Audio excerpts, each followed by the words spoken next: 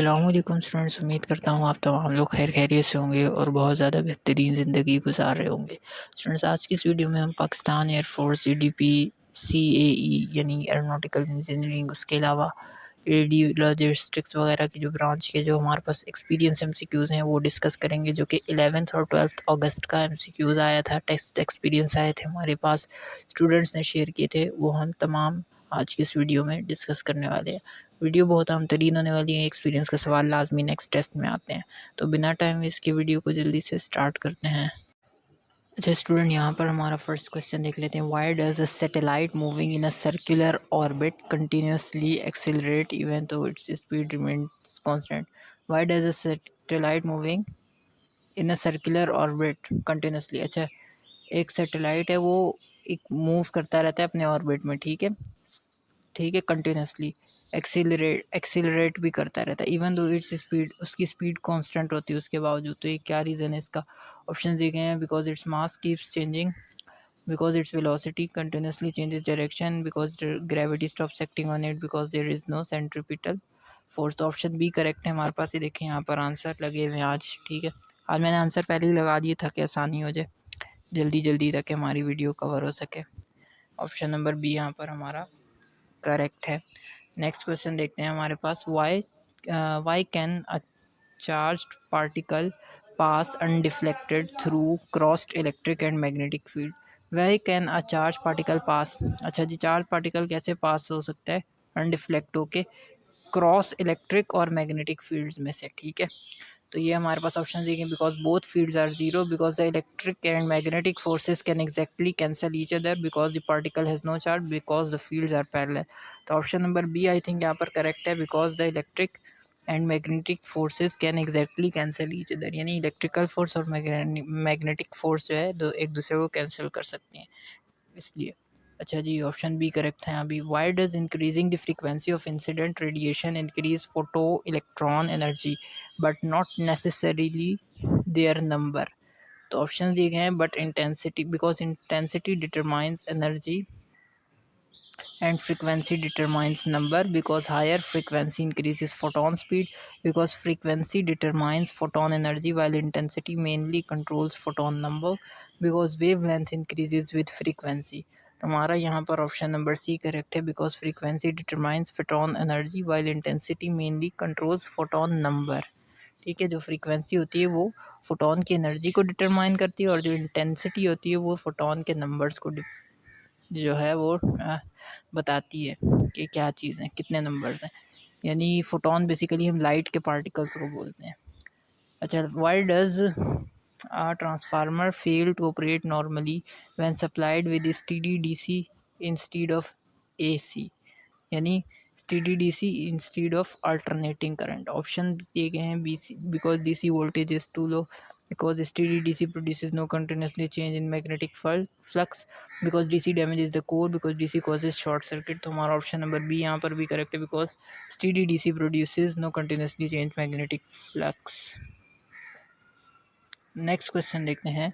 Y can a convex lens behave as diverging lens placed in a medium having higher refractive index than the lens? Because the lens melts in the medium, because light is absorbed completely, because its relative refractive power reverses, because the focal length becomes zero।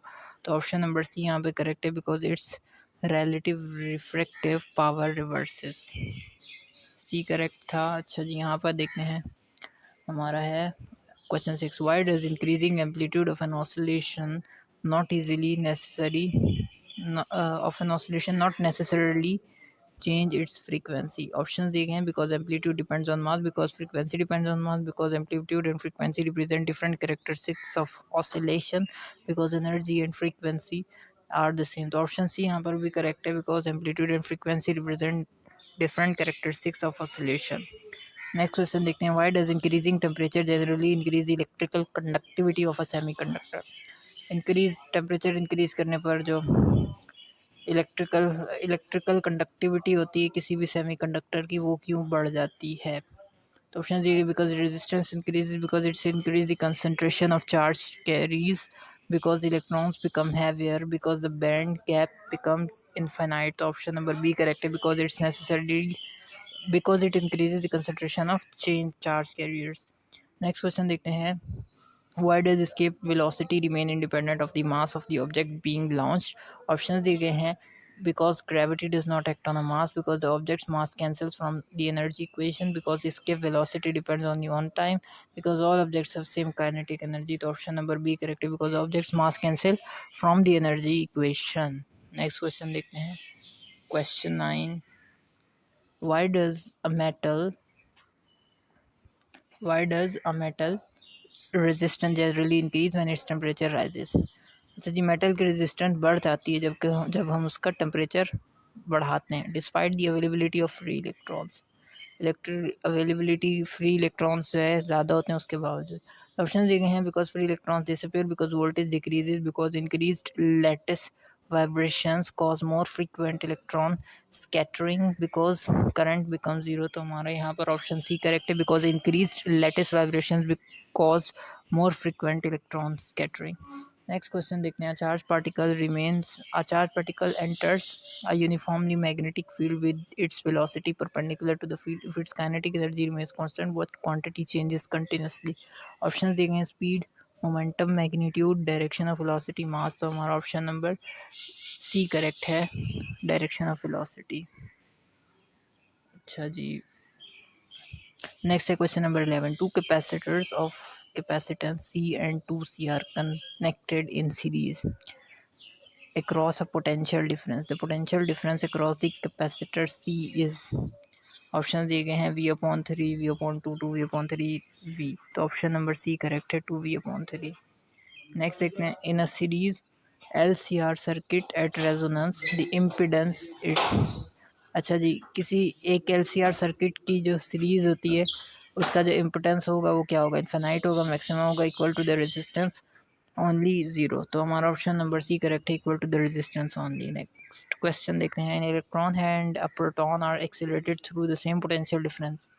Electron और proton को जो है accelerate किया जा रहा है एक ही potential difference है, यानी वोल्टेज उसका सेम है दोनों का। The ratio of the de Broglie wave length is approximately. अच्छा, जो रेशियो होगा डी ब्रोगली वेव लेंथ जो होगी उसका रेशियो क्या होगा, √18361 18361 अपॉन √1836। तो ऑप्शन नंबर डी करेक्ट है यहाँ पर, 1/√1836।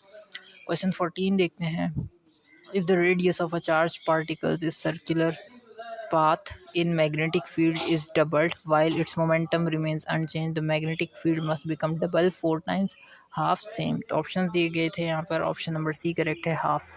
नेक्स्ट देखते हैं question number 15, had he not intervened the situation would have become worse, the underlined structure represent। तो इसके अंदर जो स्ट्रक्चर है वो एक अंडरलाइन हुआ होगा, यहाँ पर अंडरलाइन हुआ हुआ, लेकिन आंसर मैं बता देता हूँ, first conditional, second conditional, third conditional, zero conditional. तो ऑप्शन नंबर सी करेक्ट है, third conditional, the situation would have become verse. अच्छा जी, नेक्स्ट क्वेश्चन देखते हैं, choose the most appropriate word. अच्छा, इस सेंटेंस को कंप्लीट करना है सबसे बेस्ट वर्ड लगा के।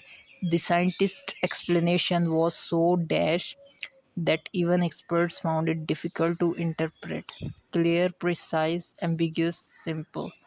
आई थिंक प्रिसाइज होना चाहिए, नहीं एम्बिगियस, एम्बिगियस यहाँ पर ठीक है, ambiguous option number C correct है।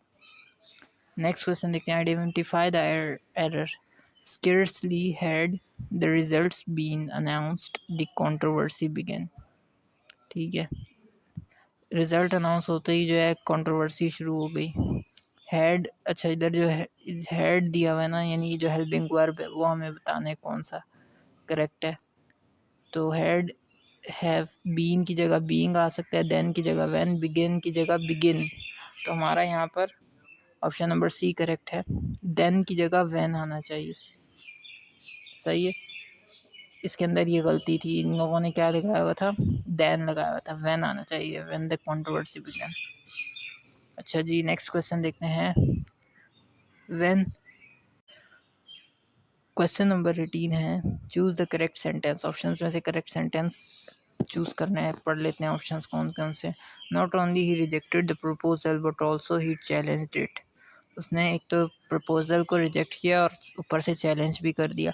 Not only did he reject the proposal but he also challenging it's underlying assumptions.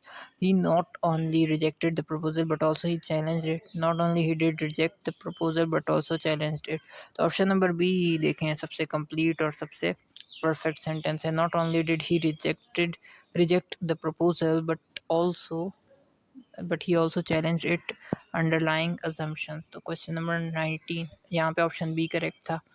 Question number 19 जो कि हमारा लास्ट क्वेश्चन होने वाला है आज की इस वीडियो का, complete correctly word hypothesis dash the entire theoretical framework would require revision.